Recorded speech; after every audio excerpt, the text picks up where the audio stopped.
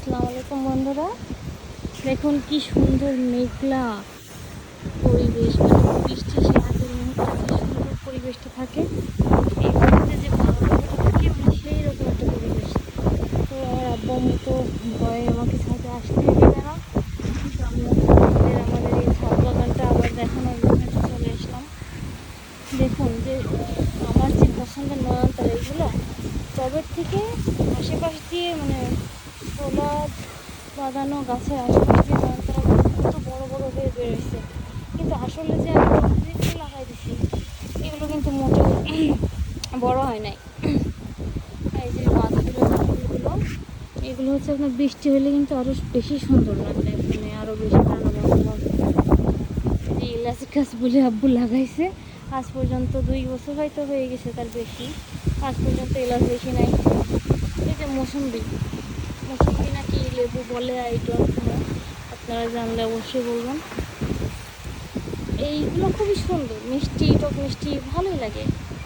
But আমি তো অত ফ্রুট লাভার না, সো আমার কাছে ফ্রুট বলতে পাকা আমি বেশি ভালো লাগে, পাকা আমার তো। আপনার ভাইয়া যেহেতু এখনো আসে নাই, তো আমি আর কি করবো, একা একা ছাদে সময় কাটাচ্ছি আপনাদের সাথে। এই দেখুন ফুলগুলো, জানি না এটা মিষ্টি ফুল রয়েছে, কিন্তু পোকাও কিন্তু ছাদে বাতাস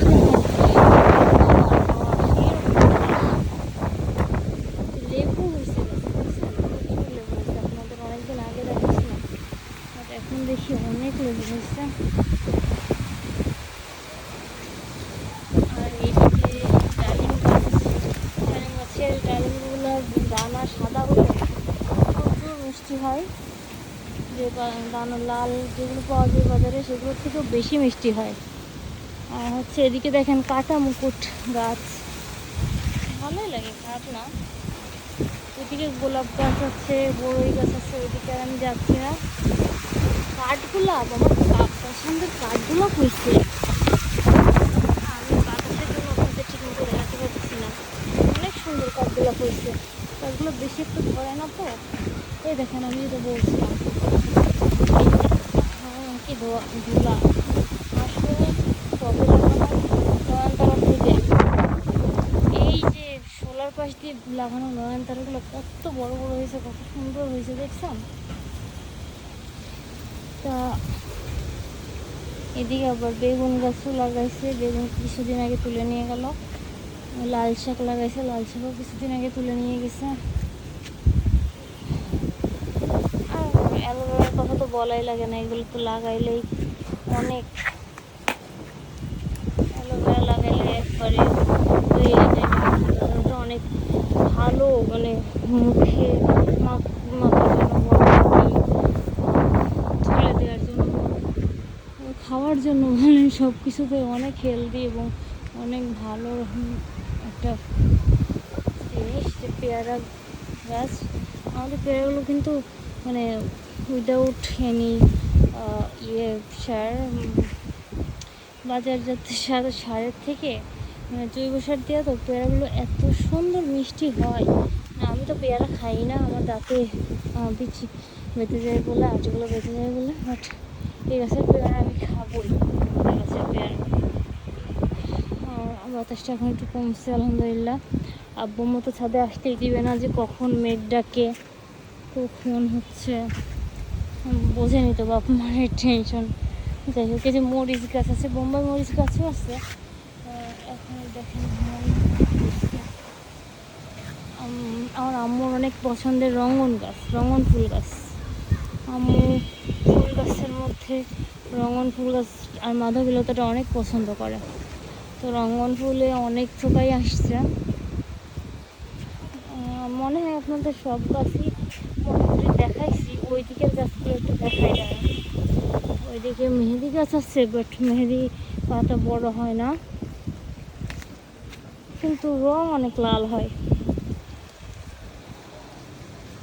আর এই যে বড়ই গাছ আছে, বড়ই গাছের হচ্ছে এত সুন্দর লাগে আমার বড়ইগুলা।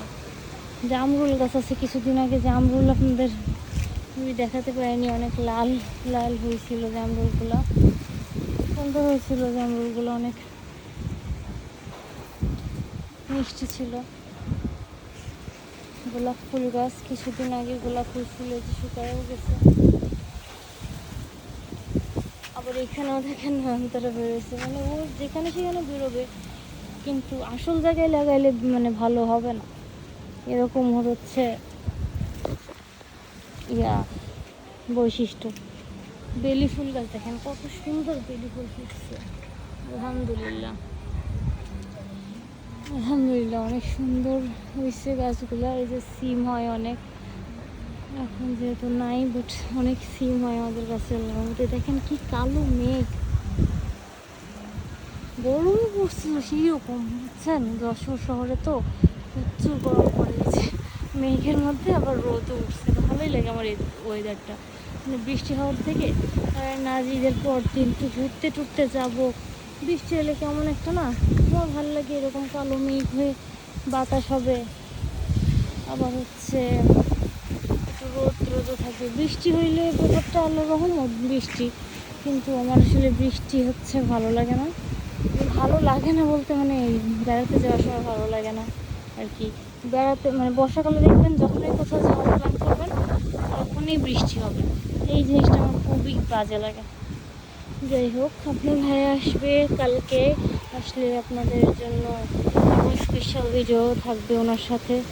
একা একা আর কি ভিডিও করবো বলেন, একা একা কি বলবো, করা যায় নাকি? হচ্ছে প্যারা থাকে, প্যারা বলতে কিছু থাকে, প্রেমও থাকে না, প্যারাও থাকে না। আজকের মতো আল্লাহ হাফেজ।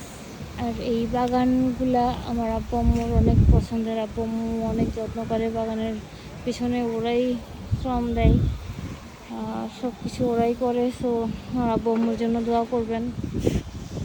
আল্লাহ হাফেজ অ্যান্ড ঈদ মোবারক এগেইন।